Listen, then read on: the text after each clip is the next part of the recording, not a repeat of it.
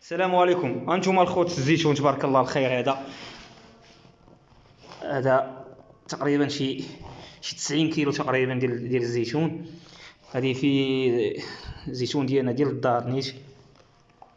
هذا زيتون بلدي. هذا الحلم ديالو يقول لك هذا يلا تقريبا حلبناه تقريبا دابا شي 3 ايام باش حلبناه، وزدنا عليه شي حاجه اللي قليله. هذا شوف من بلعنا حنا شوف كيبان لكم ما فيه لا اوراق لا والو. انت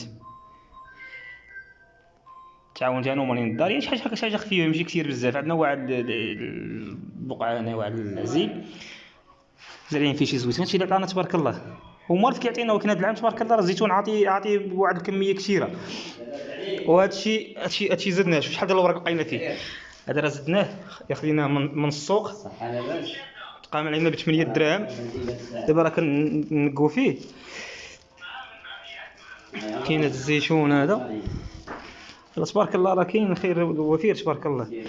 اختينا هذا عزلناه دابا نديرو تزبيبيت. الا بغات الوالده قالت لنا عزلوا لي نديرو تزبيبيت، والاخر راه طحنوه. هو هذا راه لقينا فيه اشكاليه ديال الوراق، فيه الوراق بزاف، راه كميه كثيره ديال الوراق. شحال ديال الوراق، كميه كثيره. جينا ثاني هنا وراه كنقوا باقي بقات لنا هاد شويه غادي نقوا حتى هو، كنديروا في هاد الصرا باش نعزلوه عليه الوراق، باش الناس كيقول لك شويه الوراق كيعطي الحروريه. وهذا راه تبارك الله، راه الزيتون ديالنا حنا راه تبارك الله راه كاين فرق بينه وبين هذاك الزيتون، راه فرق كبير. الزيتونه كتبان تبارك الله طريه، كتورك عليها كتبان لك تبارك الله تبارك الله. هذاك لا، هذاك فيه الخضر بزاف. دابا دابا المشكل ديال المطحنات اللي عندنا حنا هنا في المدينه اللي كنسكنوا فيها، انهم كيطحنوا من 700 كيلو والفوق.